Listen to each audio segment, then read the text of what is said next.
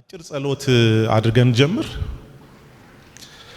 አምላካችንና ጌታችን ቅዱስ እግዚአብሔር ሆይ ባሪያዎችህ ደግመን እናመሰግንሃለን ስላገዝከን ስለረዳህን ከሁሉ በላይ ደግሞ በቤትህ ውስጥ የማገልገል እድል ስለሆነልን ስምህ የተባረከ ይሁን።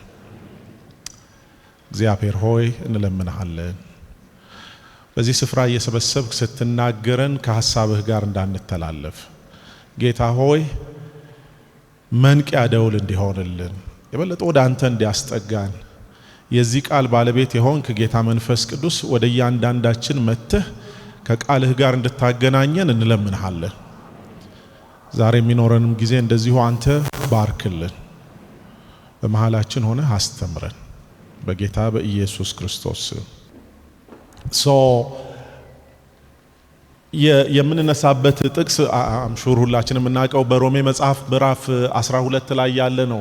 ሮሜ ምዕራፍ 12 ቁጥር 1 እና 2 ሐዋርያው ጳውሎስ በሮም ላሉ ሰዎች ሲነግራቸው ታውቃላችሁ የሮሜ መጽሐፍ በጣም የዶክትሪን መጽሐፍ ነው። ብዙ ሐሳቦች በውስጡ አሉ። እዚህ ጋር ሲመጣ ግን ወደ ተግባራዊ ክርስትና ይመጣል ጳውሎስ እና ምን ብሎ ነው የሚነግራቸው? እኔ አንድ በጣም የሚያሳስበኝ ጉዳይ አለ፣ አንድ ምለምናችሁ ጉዳይ አለ፣ ምጠይቃችሁ ጉዳይ አለ። ልክ እንደ ፐርሰናል ፌቨር አድርጎ ነው የሚጠይቃቸው። ለምናችኋለሁ እናንተ ሰዎች ምንድነው የምትለምነው? ምን ትለምነናለህ ሲሉት አይ ምለምናችሁ ለእግዚአብሔር የሚገባ አይነት ሰው እንድትሆኑ ነው። ለእግዚአብሔር የተገባ ሰው ምን ሆነን ነው ለእግዚአብሔር የተገባ ምን ሆነው ማለት? እነዚህ ሰዎች ጌታን አምነው አስቸጋሪ በሆነ ኤንቫይሮንመንት ውስጥ ነው እየኖሩ ያሉት። ባይዘው በጣም ጣዖት ባለበት ጣዖት በነገሰበት ምድር ነው ያሉት እና በዛ እየኖሩ እና ክርስትና እንደ ልዩ ባዕድ አምልኮ እኛ ዛሬ ላይ ቆመን ክርስቲያኖች ሆነን ባዕድ አምልኮ እንላለን። ያኔ ግን ክርስትና ነበር ባዕድ አምልኮ የሚባለው። ታውቃላችሁ የማይታወቅ የሆነ ሰውዬ ያመልካሉ፣ ደግሞ ከዚህ በኋላ እንነሳለን ይላሉ እያሉ ክርስቲያኖች ላይ ያሾፉ ነበር። ክርስቲያኖች ላይ ብዙ ነገር ይናገሩ ነበርና ለነሱ ሰዎች ነው ጳውሎስ የሚነግራቸው። እንዲሁ ትንሽ አውዳቸውን እንድናገኝ ብዬ ነው እምላችሁ። ደልቷቸው ለሚኖሩ አይነት አይደለም የሚነግራቸው። ዋጋ ከፍለው እየኖሩ ያሉ ዋጋ ከፍለው ህይወታቸውን ለጌታ አሳልፈው የሰጡትን ሰዎች ነው። እና ምንድነው የምታረጉት? አይ መሰደብ ብቻ አይደለም ስለ ጌታ ማለት ልዩ አምላክ ያመልካሉ መባል አይደለም። ሌላም ገና የምትባሉት ነገር አለ። ምንድነው የምንባለው? ምንድነው የሚጠበቅብን? ሰውነታችሁን ሕያውና እግዚአብሔርን ደስ የሚያሰኝ መስዋዕት አድርጋችሁ አቅርቡ። የመስዋዕት ጉዳይ በዛን ዘመን በጣም ኮመን ነው። አማልክት በሙሉ መስዋዕት ይቀበላሉ። በወቅቱ መስዋዕት የማይቀበል የማይታረድለት የኛ አምላክ ብቻ ነው። ምክንያቱም ቀደም ሲል እንደሰማነው የታረደልን አለ ኦሬዲ። እነሱ ሰዎች ከሌሎች የሚለዩት ታውቃላችሁ፣ አንዱ ይነገርባቸው የነበረው ለማይታይ አምላክ ነው የሚሰግዱት ይባላል። አይታይም አምላካቸው ቢኮዝ የተለመደ ነው ሌሎቹ ጋር አምላክ እና መታየት አለበት። ስታቹ አለው፣ የሆነ አምላክን የሚወክል ነገር አለ። የነዚህ ግን የለም፣ በመንፈስ ያመልካሉ። እና በቀደመችው ቤተክርስቲያን ላይ የተሰሩ ሪሰርቾችን ብታነቡ አንዳንዶቹ በጣም ይገርማሉ፣ ደግሞ ፈገግ ያሰኛሉ። ስለ ክርስቲያኖች የተጻፉ ነገሮች እና አይናቸውን ጨፍነው ሲጸልዩ እብድ ይመስላሉ ብሎ የጻፈ ፈላስፋ አለ። እና ምናልባት ኮሌክቲቭሊ ሳያብዱ አይቀርም ተብሎ እንደ አንድ ቲዮሪ መነሻ ሆኖ ነበር። ለካ በጋራ ማበድ ይቻላል እስኪባል ድረስ ይሄ ክርስቲያኖች ላይ የተጻፈ ነው። እና አይኛም ጋር እኮ መስዋዕት አለ ይላቸዋል። ምንድነው መስዋዕቱ? እናንተ ናችሁ እና ሄደን እንታረድ? ኖ አትታረዱም፣ ሕያው ሁኑ። ኦኬ ሕያው መሆንማ ኖርማል ነው፣ ግን ደግሞ ንጹሃን ሁኑ። እግዚአብሔርን ደስ የሚያሰኝ ማለት ተራ ሕያው አይደለም የምትሆኑት። እና ምለምናችሁ እሱን ነው። ኦኬ እንዴት ነው? ምንድነው የምትለው? ኦኬ እሱ አሁን ለውጥ ይፈልጋል ይላልና ክርስትናን የለውጥ እምነት ያደርገዋል። ክርስትና ተራ ጉዳይ አይደለም። እንደ ትናንት ነው መቀጠል አይችልም። እና መለወጥ አለባችሁ ነው የሚላቸው። እንደ ሌሎች እምነቶች አይደለም። ክርስትና ይቆጣጠራል ማንነትን። ይሄንን ስናይ ስለ ለውጥ ነው ይሄን ሰሞን የምንነጋገረውና የመጀመሪያው ጉዳይ መጽሐፍ ቅዱስ አንድ አምነን መነሳት ያለብን ስለ ለውጥ የሚናገር መጽሐፍ ነው ማለት ክርስትና መለወጥ ለማይፈልግ ሰው ተስማሚ እምነት አይደለም። እና መለወጥ ሲባል አንዱ የግል አይደንቲቲን ጭምር ማንነትን ጭምር የሚነካ ጉዳይ ነው። ምክንያቱም እግዚአብሔር አምላክ ራሱ በለውጥ የሚያምን አምላክ ነው። ይሄ የለውጥ አስተዳደር ወይም የቼንጅ ማኔጅመንት የሚባል አንድ ሳይንስ መጥቷል ታውቃላችሁና የቼንጅ ማኔጅመንት ሰዎች የሚሉት በህይወት ውስጥ በመሰረቱ የማይለወጥ ለውጥ ራሱ ነው ይላሉ እንጂ የቀረው ነገር በሙሉ ይለወጣል። ክርስትና ደግሞ ኢንቴንሽናሊ ሆን ብሎ መለወጥን ይፈልጋል ማለት ልለወጥ ብሎ እና እሱን ነው በዚህ ጧት የምናየው። ቅድም ያነበብኩላችሁ ቃል በዚህ ይሄ የሮሜ መጽሐፍ ላይ ያለው አንዱ ስለ ለውጥ ባነሳን ቁጥር በተደጋጋሚ የሚነሳ ቃል ነውና እዛ ላይ ተለወጡ ተብሎ የተጻፈው ቃል ይሄ በአማርኛ ዝም ብሎ ከነጭ ወደ ጥቁር ተለወጡ አይነት አይደለም። ተለወጡ ማለት ኮምፕሊት የሆነ የማንነት ትራንስፎርም አድርጉ እና በግሪክ የተጠቀሙበት ቃል ሙሉ ለሙሉ ያለ ለውጥ ነው። ሜታሞርፎዮ ነው የሚለው። ሜታሞርፎዮ ወይም ከባዮሎጂ ትምህርታችን የምናስታውሰው ከሆነ ሜታሞርፎሲስ የሚባለው ለምሳሌ ምን አይነት ሁለገብ ወይም ሁለንተናዊ ለውጥ እንደሆነ የምናየው ታውቃላችሁ። ይሄ ማስረጃ የሚያደርጉት አባጨጓሬ ወደ ቢራቢሮነት ሲቀየር ማለት ነው። ምንም የማይገናኙ ነገሮች ነው የሚሆኑት ሁለቱ። አባጨጓሬ የሚያል የሚኮሰኩስ የሚያስጠላ ነገር በጣም የምታምር የምትበር ነገር እና በጣም ቢዩቲፉል የሆነች ነገር እንደመሆንና ይሄ ተለውጡ የሚለው እንደሱ አይነት ስር ነቀል የሆነ ለውጥ ይሁንላችሁ ነው የሚለው ያለ እና እነዚህ ለውጦች ደግሞ የሚጠራቸው ሐዋርያው ጳውሎስ መጽሐፍ ቅዱስ የሚነግረን ዝም ብሎ ድንገት የመጣ አንዳንዱ ለውጥ ታውቃላችሁ ወደንም ጠላንም እንለወጣለን ማለት ያለፈው አመት የነበርንበት አይነት አይደለንም። የዛሬ 10 አመት ብንገናኝ አንዳንዶቻችን አይደንቲፋይ መደራረግ ሊያቅተን ይችላል። በህይወት ውስጥ ኮንትሮል የማናረጋቸው አይነት ለውጦች አሉ። ሌሎቹ ደግሞ ኢንቴንሽናል ናቸው። ታስታውሳላችሁ በብዙዎቻችን የምናውቀው ቃል ነው። የሉቃስ ወንጌል ምዕራፍ 19 ላይ የአንድ ሰው ታሪክ እናገኛለን ከቁጥር 1 እስከ 10።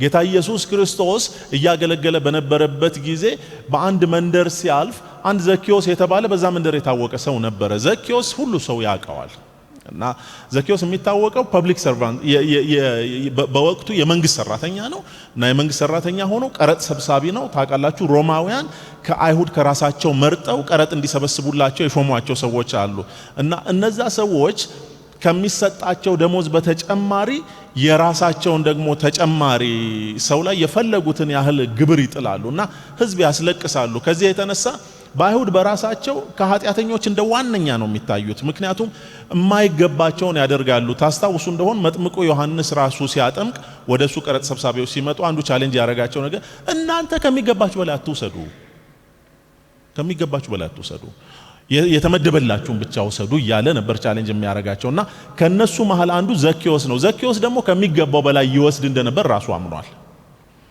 እና ምን ብሎ ተናገረ? ጌታ ኢየሱስ ክርስቶስን ሊያየው ዛፍ ላይ ወጣና ዘኪዮስ ውረድ አለው እና ዘኪዮስ ቤት ገባ ኢየሱስ ክርስቶስ። ታሪኩን በጣም ታውቃላችሁ። እና ዘኪዮስ ከዛ በኋላ ራሱ መናገር ጀመረ። ጌታ ሆይ እኔ ቤት ገባ፣ በዚህ ወጣ፣ በዚህ የወሰድኩትን እመልሳለሁ አለ። በጣም ሲሪየስ የሆነ ለውጥ ነው። እመልሳለሁ ብቻ እኮ አለ እጥፍ አድርጌ እመልሳለሁ። እንደዛ የሚታወቅ እኮ ሰው የለም ምላችሁ።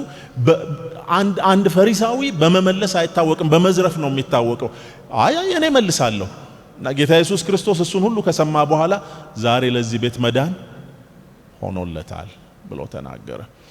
እንደሱ ሆን ተብሎ የሚደረግ ክርስትና የካራክተር ለውጥ፣ የማንነት የአካሄድ ለውጥ ነው ስንል የሚታይ ነገር በህይወታችን መኖር አለበት። እዚህ ተሰብስበን ማምለካችን ብቻ አይደለም።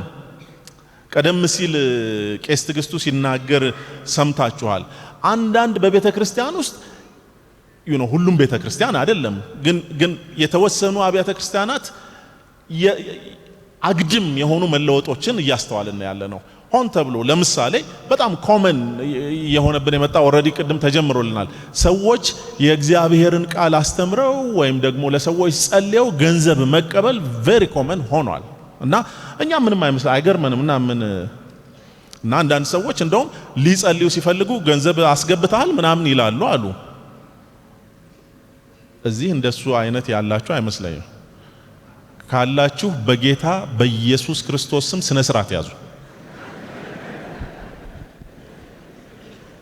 ምክንያቱም መጽሐፋችን ምን ይላል? በነፃ የተቀበላችሁትን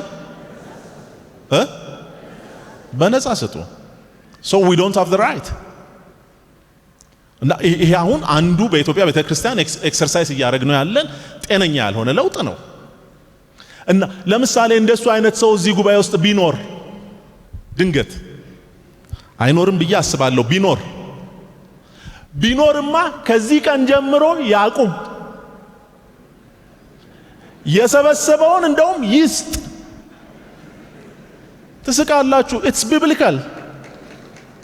biblical አፌን ሞልቼ ልንገርህ፣ በጣም እርግጠኛ ሆኜ መጽሐፍ ቅዱስ ላይ ቆሜ የሰው ገንዘብ እየሰበሰብክ ጸጋ እየሸጥክ መንግስተ ሰማያት አትገባ። ስምዖን ምን አጠፋ? ሐዋርያ ሥራ ላይ ያለው እኔ እጄን የምጭንበት በሙሉ መንፈስ ቅዱስን እንዲቀበል እናንተም ስጡኝ አለ። ኦኬ፣ አንተም ገንዘብህም ጥፉ። ለምን? የእግዚአብሔርን ጸጋ በገንዘብ ለማድረግ ሞክረሃልና። እና ስምዖን ያልገባ ስምዖንን ጥፋ ያለ እግዚአብሔር አንተን ይምርሃል። በጌታ ሰላም ትሰናበታለህ። እሱን ለውጥ ነው የሚለን መጽሐፍ ቅዱስ። it's very intentional now ዘኪዮስ እኮ ያደርግ ነበር፣ አልካደም።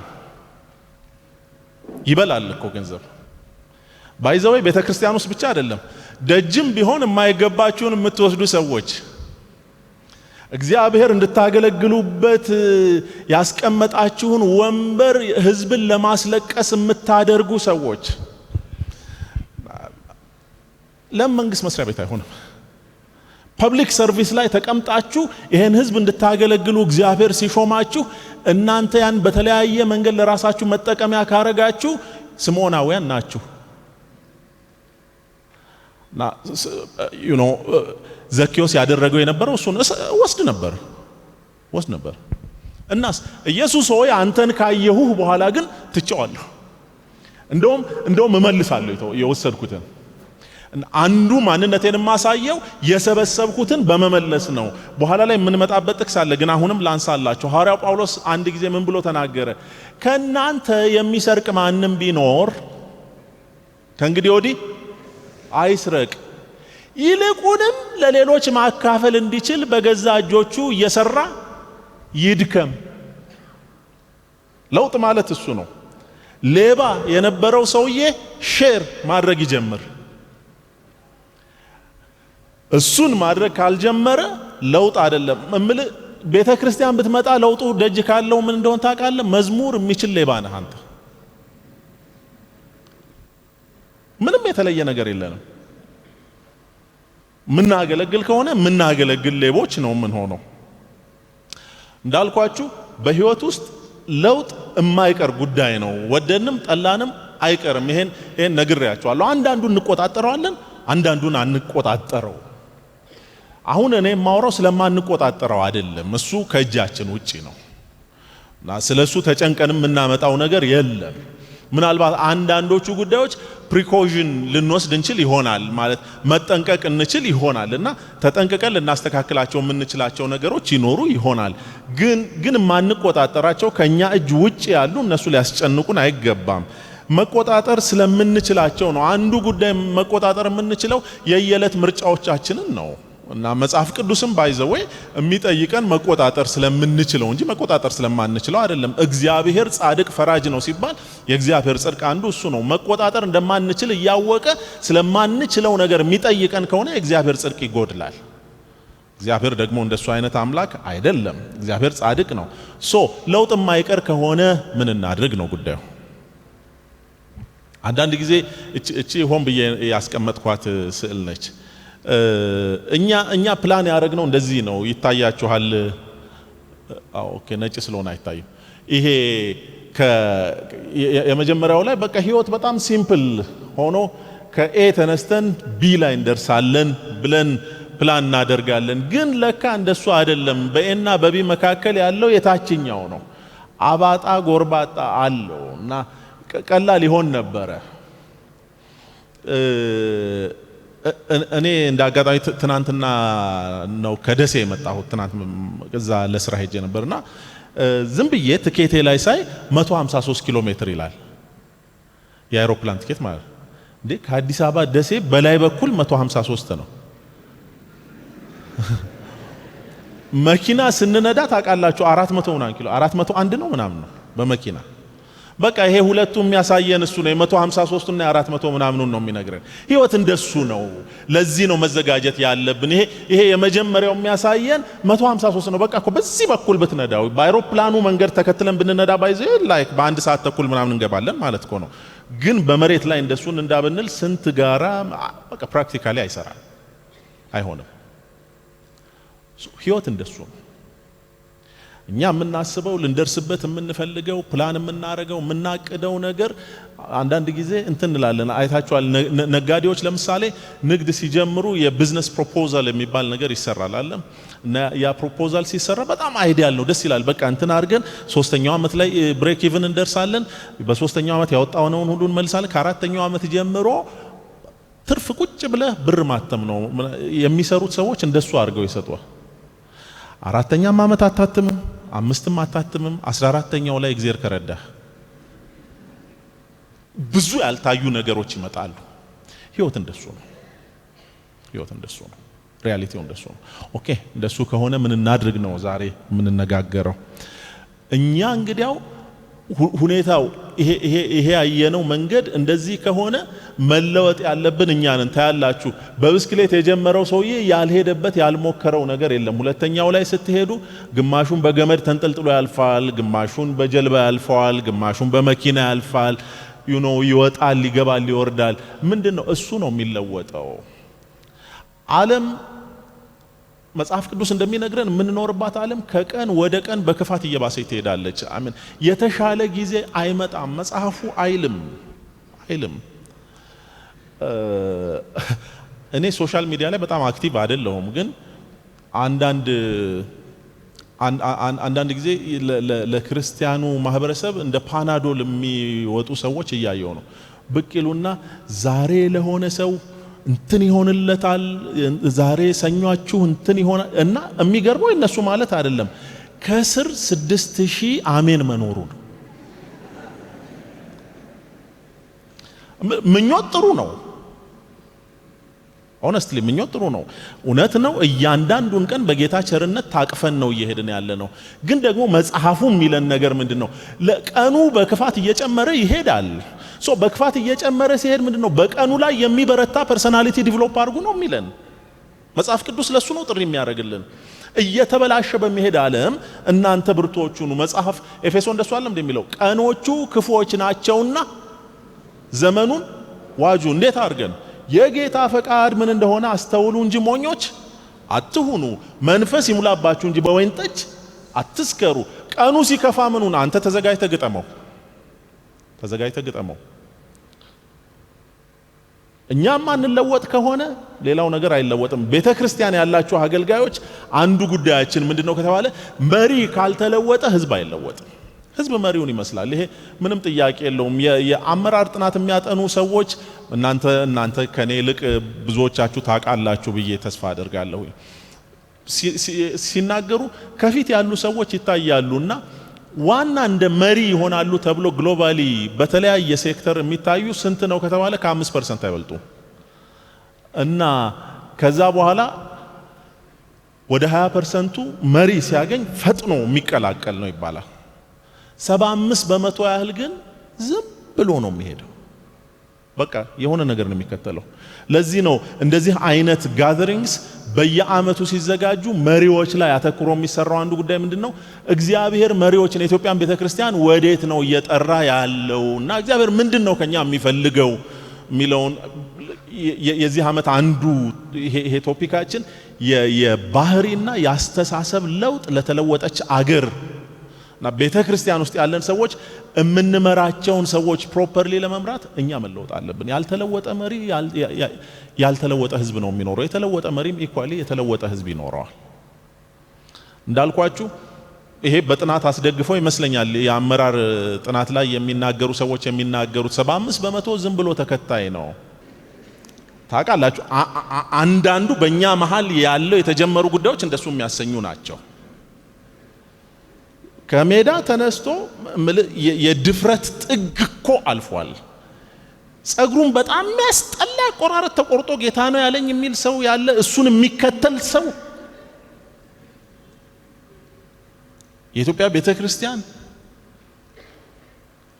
ሁሌ እንደምለው ዛሬ እምላለሁ ገንዘብ ይወርድልሃል የሰማይ ኤቲኤም አለ ሲባል ብር ከፍሎ ኤቲኤም የሚገዛ እንዴት ነው የሚባለው? ስለዚህ መሪዎች የተቀመጥንበት ወንበር በጣም ክሪቲካል ነው ምላችሁ። እግዚአብሔር ተለወጡ የሚል ጥሪ ያመጣ ካለ እግዚአብሔር ኢትዮጵያን ቤተክርስቲያን እየጎነተላት ነው። ምናልባትም እንዲህ አይነት እድል ደግሞ ላይሰጥ ይችላል። ናኛም ማንለወጥ ከሆነ በዙሪያችን ያለው ነገር አይለወጥም። መሪ ካልተለወጠ ሌላው አይለወጥም። እና እንዴት ነው የምንለወጠው ነው? ምን እንለውጥ? ጌታ ኢየሱስ ክርስቶስ ያለውን አንስቼ ልጀምር። ጌታ ኢየሱስ ክርስቶስ ደቀ መዛሙርቱን ቻሌንጅ ያረጋቸው ነበር። ጥቅሱን ከነነፍሱ ነው ያስቀመጥኩት የማቴዎስ ወንጌል ምዕራፍ 5 ከቁጥር 21 ጀምሮ ያለው እና ታውቃላችሁ ለቀደሙት ይሄ ተራራው ስብከት የሚባለው ከምዕራፍ 5 እስከ 7 ያለው የኢየሱስ ማኒፌስቶ ይባላል ወይም ጂሰስ ማኒፌስቶ ይሉታል አንዳንዶች። ጌታ ኢየሱስ ክርስቶስ አስተሳሰቡን አስተምህሮውን በግልጽ ያስቀመጠበት ነው ለሰበሰባቸው ሰዎች 3 ምዕራፍ ሙሉና ከዛ በፊት የተለመዱትን ልምዶች ኢየሱስ ክርስቶስ ቻሌንጅ ያረገበት ነው። ታውቃላችሁ ለምሳሌ አንዱ ቻሌንጅ ያረገው የቀደሙት እንዲህ እንደተባለ ሰምታችኋል። ምን ተብሏል? የገደለ ሁሉ ፍርድ ይገባዋል። እና ምን ይገርማል? ከገደለ ሊቀርለት ነው አይደለም። እኔ ግላችኋለሁ ወንድሙ ላይ የሚቆጣ ፍርድ ይገባዋል። አከረረው ነው ስለገደለ አይደለም። ወንድሙ ላይ የተቆጣ ከገደለ እኩል ነው። ሌላ ቦታ ላይ ወንድሙን ጨርቃም የሚለው የገሃነም ፍርድ ይገባዋል ይላል። ይሄው የሸንጎ ፍርድ ይገባዋል እና ደንቆሮ የሚለው ሁሉ የገሃነም እሳት ፍርድ ይገባዋል። እና ምንድነው ትነግረን ነው? አሁንም ነግራችሁ እሱ አይደለም። የአይደንቲቲ ለውጥ ይኑራችሁ። አሁን ሰው ስለሆናችሁ ትባባሉ ይሆናል። ልክ ነው አይደለም ኢየሱስ ያለው። ግን if it happens ተባብላችሁ ከሆነ መባህን በመሰዊያ ላይ ብታቀርብ ወንድምህን እየሰደብክ ከወንድም ጋር ኢሹ ኖሮ ቤተክርስቲያን መተ ብታገለግል ድንቅና ተአምራት ብትሰራ አይቆጠርም ላይ። ለዚህ ነው ጌታ ኢየሱስ ክርስቶስ አንድ ጊዜ ያን ቀን እንዲህ ትሉኛላችሁ ይመጡና ሰዎች ጌታ ሆይ በስምህ ድንቅ አላረግንም አጋንንት አላወጣ አርጋችሁ ምንም ማያወጣ ማን አለ? እና አይ ቲንክ እንግዲህ ያን ስታረግ ልብህ ውስጥ ሌላ ነገር አለ መሰለኝ። አላቅም አልተመዘገብክም እዚህ። እንደሱ አይነት ኪሳራ በህይወት ውስጥ እና ጌታ ኢየሱስ ክርስቶስ ሂድና እኔ እምልህ ከወንድም ጋር ታረቅ። ይሄ አሁን በጣም ሲሪየስ የሆነ ሶሻል ቼንጅ ነው። በእነሱ መሃል ኮመን ነው። ወንድምህ ከገደለህ መግደል ትችላለህ። የሚያስፈልገው ወንድሜን ስለገደለ ትላለህ፣ ሽማግሌዎች ትይዛለህ፣ በአቀባብ ለመጠበቅ አንድ የምንቸገርበት እንደ ህዝብ የምንቸገርበት የበቀል ባህል ማለት ነው። እነሱም ጋር ነበረ እና ኢንፋክት አሁን ከተማ ያለን ሰዎች አንገዳደልም፣ ግን ደግሞ ካራክተር አሳሲኔሽን የሚባል ሌላ አለ በእንግሊዝኛ ስም ያወጣንለት እና ቤተክርስቲያን ውስጥ ሳይቀር አንዱ ሌላውን በጣም አደገኛ በሆነ ሁኔታ እንደሚዘርረው ሁላችን እናውቃለን። ግን ደግሞ መተን እናገለግላለን። ጌታ የማይቆጥረው አይነት አገልግሎት እና እንደሱ ከሆነ ምን እናድርግ? አይ መጀመሪያ ጉዳይን ጨርስ። እኔ ገንዘብህን አይደለም የምፈልገው እያለ ነው ጌታ ኢየሱስ ክርስቶስ። አንድ ጊዜ አንድ ቤተክርስቲያን ቁጭ ብዬ ተጋብዤ ሄጄ ስካፈል የቤተክርስቲያኒቱ መጋቢ ያለው ነገር በጣም ሁሌ ይገርመኛል። ብዙ ቦታ ምሳሌ አድርጌዋለሁ። የመባ ሰዓት ደረሰና ወጣ እሱ የሁላችሁ በእኛ አሰራር መባ እንሰበስባለን ብሎ መባ ለምን እንደሚሰበሰብ ተናገረና እማታውቁ እንግዶች የሆናችሁ አትስጡ ብሎ ተናገረ። የመባ ጉዳይ ያልገባችሁ በጌታም ሆናችሁ ጥያቄ ያለባችሁ ካላችሁ አትስጡ። ኢትስ ኦኬ መባ ግዴታ አይደለም። እስኪ እኛ የምናደርገው ለዚህ ነው ብሎ በጣም ነው የገረመኝ። ከዛ በፊትም ከዛ በኋላም ሰምቼ አላቅም እንደዚህ አይነት መባ አትስጡ የሚል እና የገባችሁ ደግሞ ስጡ። ለቤተ ክርስቲያን ስራ ነው የምንሰጠው፣ ስጡ። እናንተ ካልሰጣችሁ እኔ በምን እሰራዋለሁ አለ። ትክክለኛ ጥሪ ያደረገ ይመስለኛል በኔ እይታ። ኢየሱስ ክርስቶስ እያለ ያለው እግዚአብሔር መባህን አይደለም የሚፈልገው፣ ልብህን ነው። ቂም ይዘህ መባ አታምጣልኝ ነው። ብሉይ ኪዳን ላይ ይላል እግዚአብሔር ስጦታችሁን ተጸየፍኩት። አሜን። ለካህናት የሚሆን ገንዘብ ስለሞላ አይደለም፣ ወይም ደግሞ ስራ ሁሉ ስላለቀ አይደለም እግዚአብሔር እንደሱ ያለው። እነዚህ ሰዎች ግን በተበላሸ ፐርሶናሊቲ በተበላሸ ማንነት ስለነበር ይዘው የሚመጡት። ጳውሎስም ይላል በልባችሁ መታደስ ተለወጡ። እንዴት እንለወጥ? የመጀመሪያው የለውጥ ጉዳይ የአስተሳሰብ ለውጥ። ሰው በልቡ እንደሚያስብ እንዲሁ ነው ይላል አይደለም መጽሐፍ ቅዱስ። ስለዚህ አስተሳሰብ ይገራል ልላችሁ ነው። የዛሬ ቻሌንጅ እሱ ነው።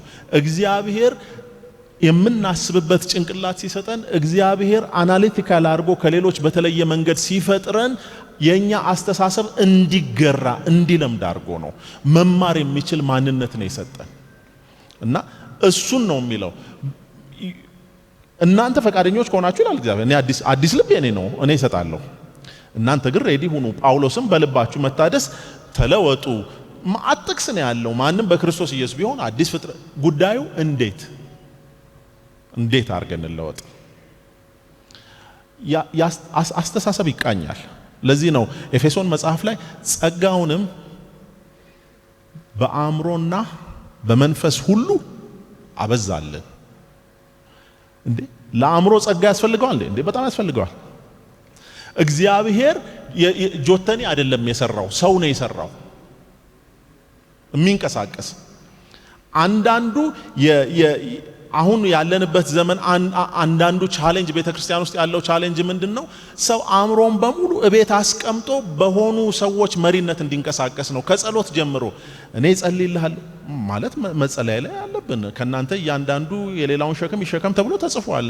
እሱን አይደለም ምላችሁ፣ ግን ስሩ ሚዲየሪ አይደለም የሆነ መሃል የገባ እኛ ቁጭ ስንል የተለየ ወደ እግዚአብሔር ዙፋን ቪአይፒ አክሰስ ያለው ጸላይ ግን የለም። ቪአይፒ አክሰስ ያለው ኢየሱስ ብቻ ነው። ኢየሱስ ደግሞ ስሙን ሰጥቶናል።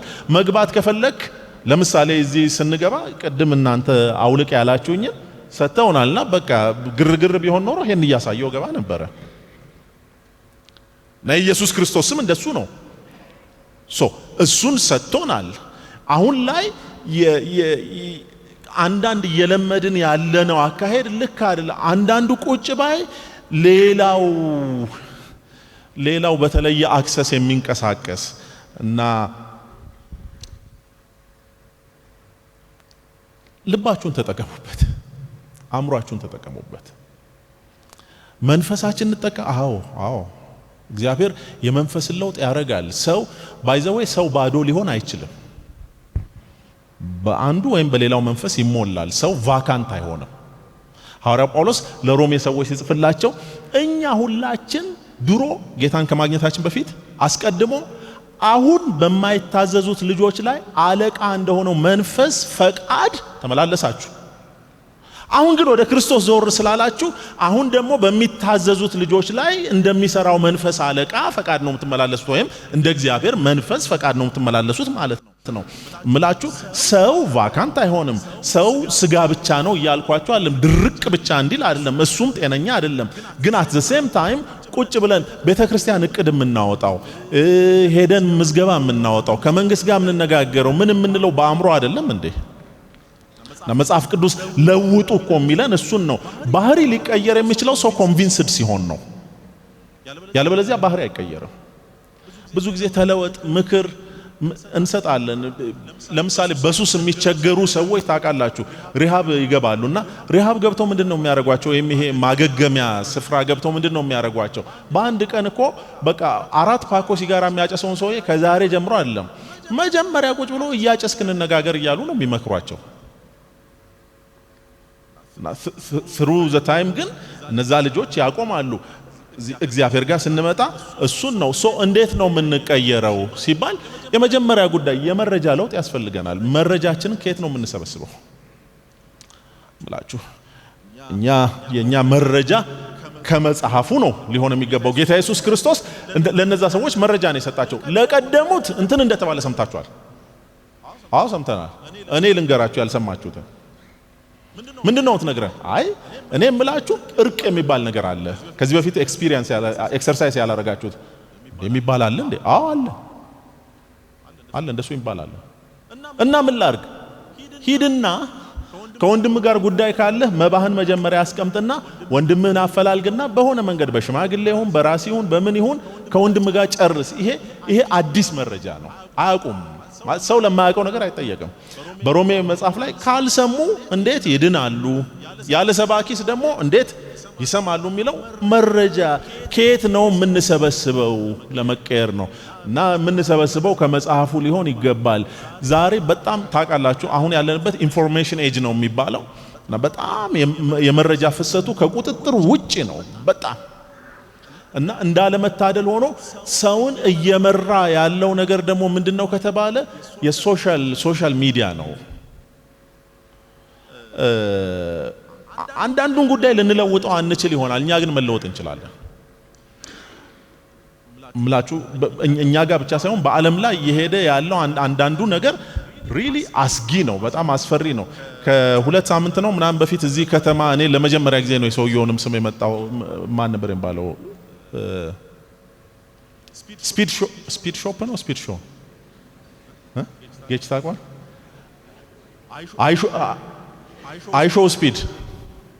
አይሾ ስፒድ የሚባል የ21 ዓመት ወጣት መጣ።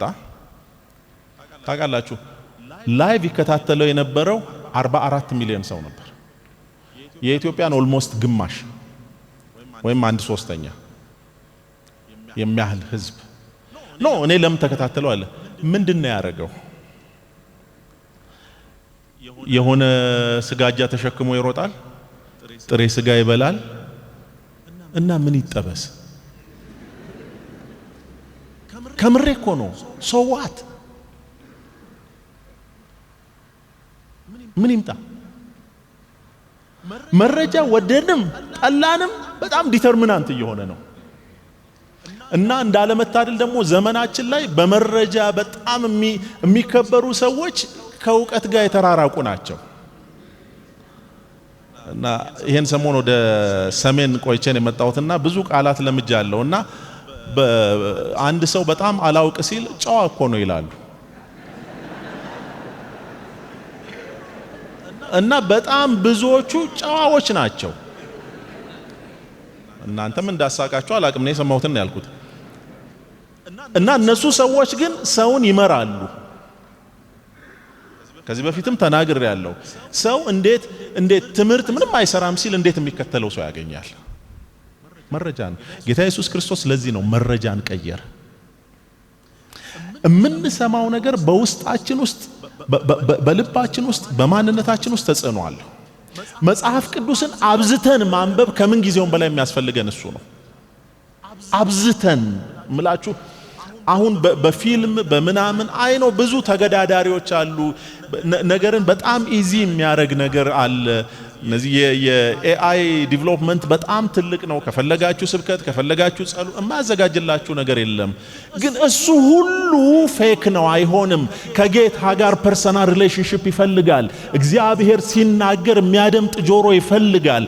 እግዚአብሔርን መጠየቅ መረጃ ይፈልጋል። ለግል እናንተ ቤተ ክርስቲያን መሪዎች ይሄንን እግዚአብሔር በእጃችሁ ያስቀመጠውን ህዝብ መምራት የምትፈልጉ ከሆነ አንደኛው ጉዳይ ፐርሰናል የሆነ ሪሌሽንሺፕ። ምክንያቱም ኮምፒት የምናደርገው ከሌሎች ከሚሰሙ ድምጾች ጋር ነው። በጣም ብዙ ድምጾች በበዙበት ውስጥ የእግዚአብሔር ድምጽ በጣም ጎልቶ መውጣት መቻል አለበት እና እሱ ልባችን ሲነካ አስተሳሰብን መቀየር ቀላል ነው። በዚህ በትምህርቱ ዘርፍ ላይ ያሉ ሰዎች ብዙ ጊዜ የሚያወዳድሩት ከመጽሐፍ ቅዱስ ወስደው የሄብራይክ ኤንድ የሄሌኒስቲክ ኤጁኬሽን የዕብራውያንና የግሪኮች አስተምህሮ ዘዴ ይላሉና የዕብራውያን ልብና ስሜት ላይ ያተኩራል ይላሉ። የግሪኮች ደግሞ ውጤትና አእምሮ ላይ ያተኩራል ይላልና መጽሐፍ ቅዱስን እውነትም ስታስቡ እንደሱ ነው። መጽሐፍ ቅዱሳችን ስናነብ እናያለን፣ የድሮ ጽሑፎችን ስናነብ እናገኛለን። ግን መጽሐፍ ቅዱስ አንድ ነገር ይነግረናል፣ ሁለቱ መፋታት የለባቸውም ይለናል። ልብና አእምሮ መተን ጥሩ ሰውን ጨዋሁን ምናምን አይደለም ማለት ያለብን። ኦኬ ለምንድን ነው ጥሩ የሚሆነው? ጥሩነቱ ለሱ ምንድነው ሪዋርድ የሚሰጠው? እዚህ ምድር ላይም ከምድር ውጭም ሪዋርድ አለው፣ ሽልማት አለው። እና ሰው ልቡ ሲቀየር አስተሳሰቡን መቀየር ይችላል። ልቡ ካልተቀየረ ተገዶ ተግባሩን ሊቀይር ይችላል፣ አስተሳሰቡ ግን አይቀየርም። ታውቃላችሁ፣ ሰው በሁለት መንገድ ተግባር ይቀይራል። አንዱ ኮንቪንስድ ሆኖ ነው ማለት ገብቶት ፈልጎ፣ ሌላው ደግሞ ተገዶ ምንም አማራጭ ስለሌለው እጅ ይሰጣል። ሁለተኛው ግን ዘላቂ አይደለም። እሱ ማስገደድ የሚችልበት ጊዜ ትክክለኛው ሰውዬ ብቅ ይላል እና እሱን ይነግረናል። ባህሪ ይቀየር የምንል ከሆነ አስተሳሰብ መቀየር አለበት።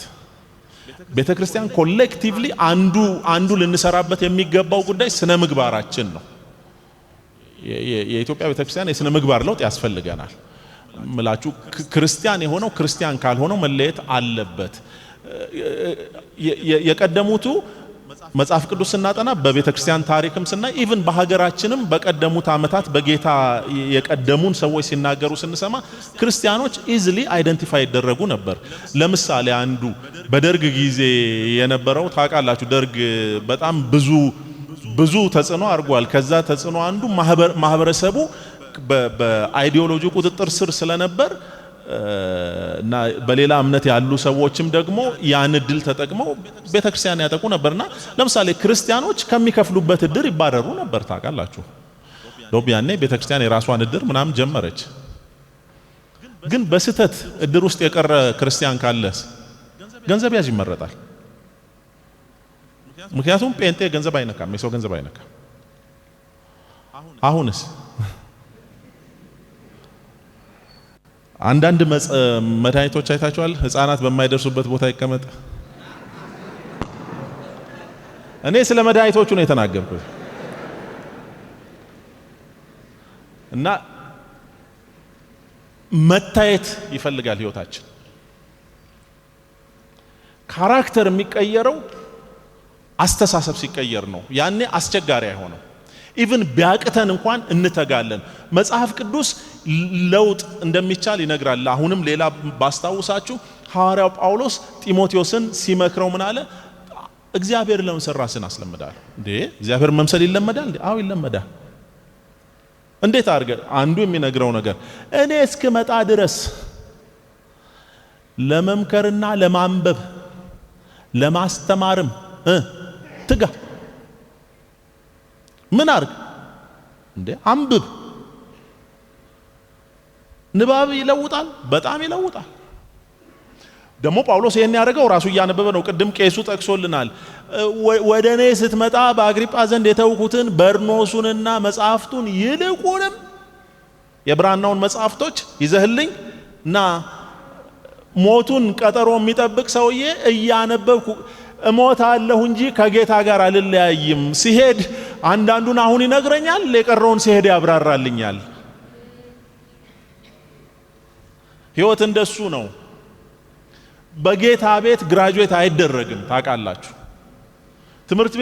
ትምህርት ቤት እናረጋለን። ከአሁን ወዲያ ምንም ልረዳህ አልችልም፣ በቃ ዶክተር አህል ይልሃል፣ እኩል ነን። በጌታ ፊት ግን እንደሱ አይደለም። ሐዋርያው ጳውሎስ ጢሞቴዎስን እንደሱ አንብብ፣ ትጋ።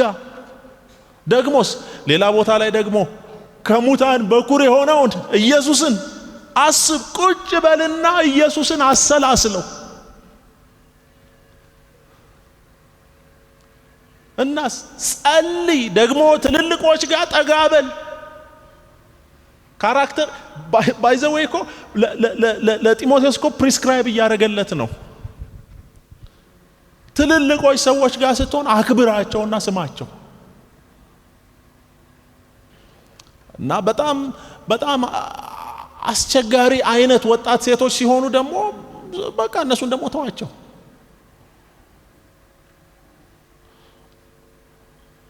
እናስ ሌሎቹን እንደዚህ አድርጋቸው፣ ግን አንተ ኮንቲኒየስሊ ይሄን አድርግ እና ይሄን ስታደርግ ምን ታደርጋለህ? እግዚአብሔርን እየመሰልክ ትመጣለህ። እግዚአብሔርን ለመምሰል ራስህን አስለምድ። ጌታ ኢየሱስ ክርስቶስ እሱን ተለማምዷል። ታውቃላችሁ፣ ስለ ካራክተር ስለሆነ የምናገረው ወይም ስለ ባህሪ አንድ ነገር ብቻ ልናገር። ኢየሱስ ክርስቶስ አንድ የተጻፈለት ነገር በሸላቾቹ ፊት እንደሚነዳ በግ ምን አለ? ዝም አለ። እና ምን አላለ? አልተሳደበም። ኢየሱስ ሆን ብዬ ሁለት ስዕሎች አስቀምጫለሁ። የመጀመሪያው ዓለማትን በፈጠረበት በማን? ዕብራውያን ጥቅስ ላይ እንዴት ናችሁ መሪዎች? ዓለማትን በፈጠረበት በልጁ በፈጠራት ዓለም ውስጥ እንደዚህ ሲንጠለጠል ኢየሱስ ክርስቶስ ራሱ በፈጠራቸው ሰዎች ያውም ደግሞ ቻሌንጅ እያደረጉት እንዴ አንተ የእግዚአብሔር ልጅ ነህ ምናምን ያልክ አይደለም አዘልም ምናምን እያሉት ኢየሱስ ክርስቶስ ላሳይህ እንዴ አላለ። እንደው ሚዲያ ሰብስቦ በእኛ ዘመን ቢሆን ተሰብስቦ እኛ በጣም ኮሌክቲቭሊ ቀልደኛ እየሆንን ነው። አንዳንዶቻችን፣ ሁላችን አይደለንም። አንዳንዶቻችን የአየር ሰዓት ገዝተን አጋንንት ኢንተርቪው ማድረግ ጀምረናል። የእግዚአብሔርን ሰው ስታይ ምን አረግ አይታይም እኮ ምናምን ሲል እውነት ይመስል ትታያለህ። ምንድነው ማለት ነው? እውነት እንዳይመስላችሁ። ይኸው እኛ ምንድነን ካላችሁ ጸጋ የተሰጠን ተራ ሰዎች ነው። ተራ ታውቃለህ። ጳውሎስ ምን አለ? በእኔ መልካም ሆኖ ቢሆን እኛ የማንጠቅም ባሪያዎች ነን። በእኛ ይሄን ማን አደረገ? እሱ አደረገ። ኢየሱስ ክርስቶስ አንተ የእግዚአብሔር ልጅ ምናምን ሲሉት ተሰቀለ። ደግሞ ምን አላለም? አልተሳደበም፣ አፉንም አልከፈተም። ለምን? ያውቃል። ከሁለት ቀን በኋላ እንገናኝ። የኢየሱስ ልጆች ነን። ስድብ የማያምርብን፣ ክፉ ንግግር አያምርብን። ቤተ ክርስቲያን ውስጥ እውነት እንነጋገር ከተባለ በጣም አድመኝነት አለ። ሌሎቹን ይሄ አዲስ የመጡትን በገንዘብ በምናምን እንተቻለን። የቆየነው ደግሞ በጣም አድመኞች ነን፣ በጣም ሸማቂዎች ነን። ቤተ ክርስቲያን ውስጥ የሚጎነጎነው ጉንጉን በማህበር አይፈታም። ሁለቱም ልክ አይደለም። እኔ ቅዱስ ነኝና ቅዱሳን ሁኑ። ሰው ያ ነው። ይሄ ልቡ ከተቀየረ፣ ይሄ ዕውቀቱ ከተቀየረ ጌታ ኢየሱስ ክርስቶስ እኮ ብሏል፣ እውነትን ታውቃላችሁ፣ እውነት ነፃ ያወጣችኋል። ኢየሱስ ክርስቶስ እንደሱ እንደሚሞት ያውቅ ነበር፣ ደግሞ እንደሚነሳም ያውቅ ነበር። እንደሱ የማያውቀው ጴጥሮስ ምን አለ? ኢየሱስ ክርስቶስ የሰው ልጅ አልፎ ሊሰጥና ሊገደል ይገባ በወንበዴዎች እጅ ሊገደል እንደሚገባ ሲነግራቸው በማቴዎስ ወንጌል ምዕራፍ 16 ላይ ጴጥሮስ ምን አለ? ጠራ። በል እንደዚህ አይነት ታቆማለህ። የምን አልፎ መሰጠት ነው? የምን ምንድን ነው ብሎታል። ኢየሱስ ግን ያውቅ ነበር። ያውቅ ስለነበር ዕውቀቱ ካራክተሩን ሼፕ አድርጎታል። ዕውቀቱ ባህሪውን ሼፕ አድርጎታል። ጌታ ኢየሱስ ክርስቶስ እኮ አምላክ ስለሆነ ብቻ አይደለም፣ ምድር ላይ ሰው ሆኖ ነው የተመላለሰው። ልክ እንደኛ ስሜት ነበረው። እንደኛ ተናዶ ያውቃል፣ እንደኛ አዝኖ ያውቃል፣ እንደኛ ተርቦ ያውቃል፣ እንደኛ ታሞ ያውቃል፣ ፈርቶ ያውቃል ኢየሱስ። ለዚህ ነው ሲጸልይ እኮ ጌታ ኢየሱስ ክርስቶስ አባቶይ ብትወድስ እቺ ጽዋ ከኔ ትለፍ ያለው እኮ ደስ የሚለው ሰው ለምን እንደሱ ይላል? ሰዓቱ መቼ ደርሶልኝ እጄ በተሰቀልኩ ነው የሚለው አላለም። ግን እሱ ጌታ ይሄ ሲሆን ማንነቱን የተቆጣጠረው ውስጡ ባለው ዕውቀት ልክ እንጂ ከደጅ በመጣበት አይደለም። እና ሲያደርግ በተግባር የኖረውን ሲያሳያቸው በኋላ ላይ ሐዋርያቱ ኢየሱስን ለመከተል አልፈሩም። ታውቃላችሁ፣ አፉን ሞልቶ ከኔ ተማሩ ይል ነበርና አንዱ በዚህ ዘመን ያለን መሪዎች አንዱ ቻሌንጃችን እሱ ነው። ከኔ ተማሩ ካልን መኖር መቻል አለብን። ሰዎች ያውናል እኛ በጣም ትህትና የምትመስል ብልጠት አለችብን። እኔን ለምን ታያለ? ሰው ተሰባሪ ነው እና ጌታን ተመልከት። ቆይ ጌታን በየት በኩል ነው የምታዩት? እኔን የሚያህል ግድንግድ ሰው እዚህ ጋር ቆሞ በቃ እታያለሁ። አንዴ እዚህ መድረክ ላይ ከወጣው እታያለሁ። ፒሪድ። መጠንቀቅ ብቻ ነው፣ ያለበለዚያ አለመውጣት ነው። እምላችሁ በጣም በድፍረት እንትልላችሁ አይደለም፣ ግን የተጠራንበት ጥሪ ሲሪየስ የሆኑ ውሳኔዎችን ይፈልጋል በህይወታችን ውስጥ የግድ ነው። እና ጌታ ኢየሱስ ክርስቶስ ሌሎችን ውደዱ፣ እርስ በርሳችሁ ብትዋደዱ ሰዎች በዚህ ደቀ መዛሙርቴ እንደሆናችሁ ያውቃሉ አለ። አይዲያችሁ ምንድነው? መግቢያችሁ የኢየሱስ ክርስቶስ ደቀ መዛሙርት ለመሆናችሁ መዋደዳችሁ ነው። እና ሰዎች እሱን ሲያዩ በቃ ከኢየሱስ ደቀ መዝሙር ውጪ እንደዚህ የሚዋደድ የለም ይላሉ ብሎ እሱ ግን ወደዳቸው። የላቦራቶሪ እንትን ብቻ ሰጥቷቸው አይደለም ሄደው፣ ፕሮሲጀር አይደለም ሰጥቷቸው ሄደው፣ ነፍስን ለወዳጆቹ አሳልፎ ከመስጠት ከዚህ የሚበልጥ ፍቅር ለማንም የለው። ስለዚህ እንደሱ ብሎ ተዋደዱ ቢል ያምርበታል። እና ለደቀ መዛሙርቱ የሰጣቸው ትእዛዝ በጣም የሚያሻማ አይደለም። አሁን እኛ ስለ ባህሪ ስለምናም ስለ ክርስትና መገለጫዎች ስንነጋገር ባይዘወይ እንዳናመልጥ እንኳን ውስብስብ አይደሉም። ጌታ የሰጠን ትእዛዞች ፈጽሞ ውስብስብ አይደሉም። በክርስትና ውስጥ በጣም ቴዎሎጂካሊ የሚያመራምሩ ቶፒኮች አሉ። በጣም ውስብስብ የሆኑ የስነ መለኮታዊ ሐሳቦች አሉ እና ሰዎች እድሜ ዘመናቸውን እዛ ላይ ሪሰርች በመስራት የሚያጠፉ የተወሰኑ ሰዎች እውነት ነው እዛ ላይ በደንብ መትጋት አለባቸው። ክርስትናችንን ዲፌንድ ማድረግ እንድንችል ያስተምሩናል። ግን ደግሞ በየዕለቱ የምንኖርበት ህይወት ውስብስብ አይደለም። የየዕለቱ ጉዳይ ቆይ ከኋላ ሊመጣ የሚወድ ቢኖር ራሱን ይካድ መስቀሉን ተሸክሞ ለተለት ይከተለኛል። ምን ማለት ነው? ጌታ ሆይ ምን እያልክ ነው? ራስን ካድ እያልክ ምንድነው? አይ ለምሳሌ አብሮ የሚሄድ ሰው ከራበው አብላው ማለት ነው። የተለየ ውስብስብ አይደለም። እንዴ እቺ እኮ ለራቴ ያስቀመጥኳት ናትና በሱ ላብላው አብላውና ለራቴ አብራችሁ ጌታን ጠብቁ።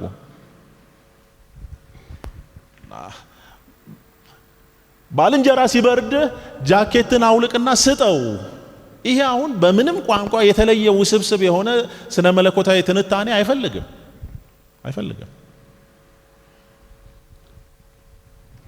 እኛ በጣም የሚያከራክሩን ጉዳዮች አሉ እና በጣም ኢነርጂያችንን የምንጨርስበት ሰው ለምሳሌ አንዴ ከዳነ ድነቱ ይነጠቃል ወይስ አይነጠቅም? ምን አገባህ አንተ? ኮታ ተቆጣጣሪ ነህ። ከሱ ይልቅ ኢየሱስ ያድናል። እንዳልኳችሁ ነው። ለተወሰኑ ሰዎች አስፈላጊ ነው። ስነ መለኮታዊ አቋም መያዝ ግድ ነው። ለዚህ ነው የምንማረው፣ ለዚህ ነው የምናስተምረው። ዋነኛዎቹ የምንኖርባቸው ግን ትእዛዛቱም ቀላል ናቸው ተብሎ ነው የተጻፈው።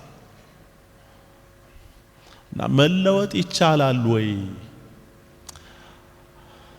አዎ ይቻላል። ይሄ ታውቃላችሁ ጳውሎስን ለማስቀመጥ ነው የሞከርኩት። አሳዳጅ የነበረ ሰው ከሳኦል ወደ ጳውሎስ ተቀይሯል።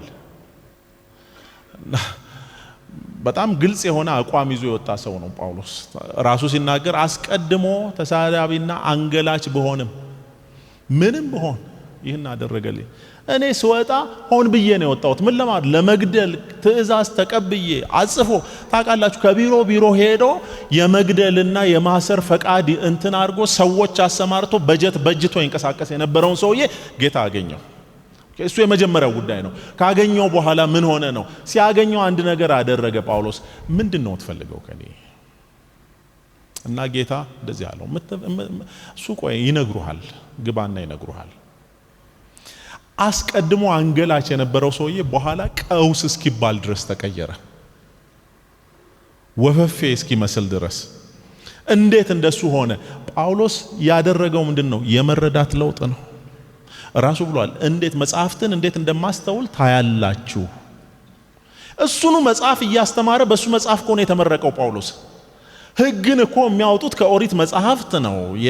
ጳውሎስ የሕግ መምህር ነበር፣ ፈሪሳዊ ነበርና ስለዚህ የብሉይን መጽሐፍት ጠንቅቆ ያውቃል። መረዳት ነበረው። ጌታ ሲያገኘው የመረዳት ለውጥ አረገና በኋላ ራሱ ሲናገር መጽሐፍትን እንዴት እንደማስተውል ታውቃላችሁ። ስለ አቃተኛ አይደለም ትሁት የሆንኩት፣ ስለማላቅ አይደለም፣ ሞኝ ሆኜ አይደለም፣ እና ምን ገብቶኝ ነው፣ የገባኝ ገብቶኝ ነው። አንድ መዝሙር አለ፣ ሞኝነት ሆኖ አይደለም ፍቅሩን ቀምሼው ነው። እሱን ጳውሎስ በቃ እሱን በዘመረላቸው እንደ ገብቶኝ ነው። ስለገባው አካሄድ ቀየረ ጳውሎስ። ዓላማውን አስቀየረው። የህይወቱ አቅጣጫ ተቀየረ። ንግግሮቹ ተቀየሩ። ግደል፣ እስር ሲል የነበረው ሰውዬ መዳን በሌላ በማንም የለም። አጠይቁ በጣም እኮ እንዴት ነው የሚሆነው ይሄ?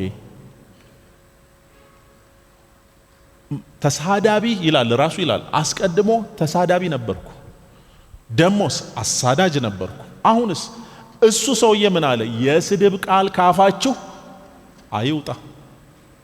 እንደውም ድሮ የነበርኩበት ህይወትማ የሚሳደቡ እንትን የሚሉ እኮ የገሃነም እሳት ነው የሚጠብቃቸው ብሎ ተናገረ። መለወጥ ይቻላል። አዎ ዛሬ ይቻላል። ልብ ግን ይፈልጋል። እሱ ጳውሎስ ነው። ቅድም ነግሬያችኋለሁ ሲናገር አይ ሌባም ቢሆን ይቀየራል አለ። ቤተክርስቲያን ውስጥ ያለን ሰዎች ተስፋ የሌለን አይደለንም። ይሄ አሁን ላይ በግልጽ ልናገርና ይሄ የቤተክርስቲያን ፖለቲካ ልባችንን ያቆሸሸን መሪዎች ነን የሞላን። በጣም ደጅ ያሉት የኛን ያህል ቢያውቁ ኖሮች ያገር እኔ እንደውም አንዳንዴ ሳስብ እግዚአብሔር እኛን ሰብስቦ እዚህ ያደረገን እዛ ብንሆን የደጁ ሜዳ ላይ ብንሆን ኖሮ አገር እናቃጥል ነበር። ስለዚህ እዚሁ ቤት በተገደበ ስልጣን አስቀመጠ እና የጌታ ጥሪ ምንድነው? እግዚአብሔር እያለ ያለው በውስጥ ፖለቲካችሁ ደክሞኛል፣ ሰልችቶኛል፣ እግዚአብሔር አልከብርበትም ይላል።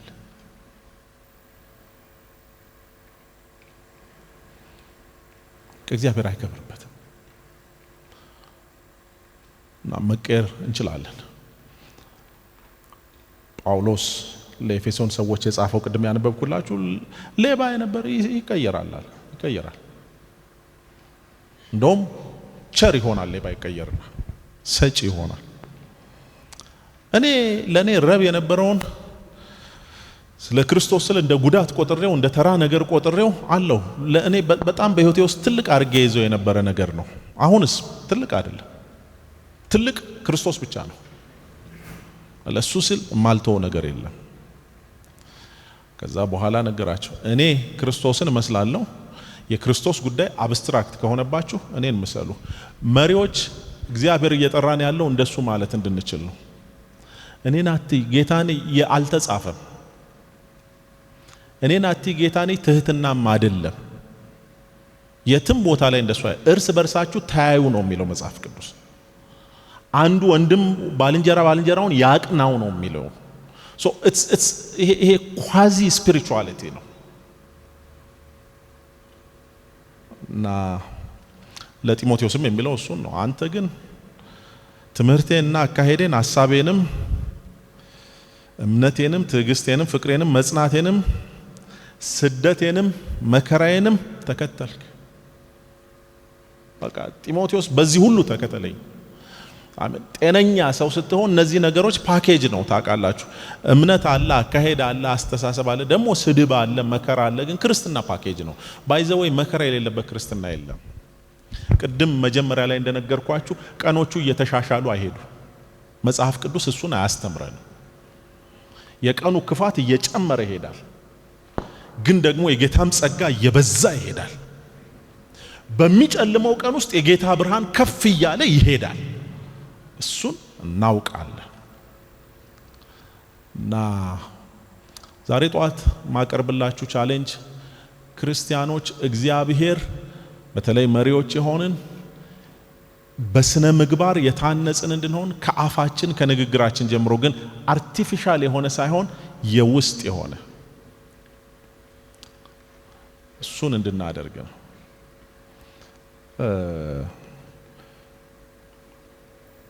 ታውቃላችሁ በጣም ማስመሰል ይቻላል፣ መልመድ ይቻላል ብዙ ነገሮች።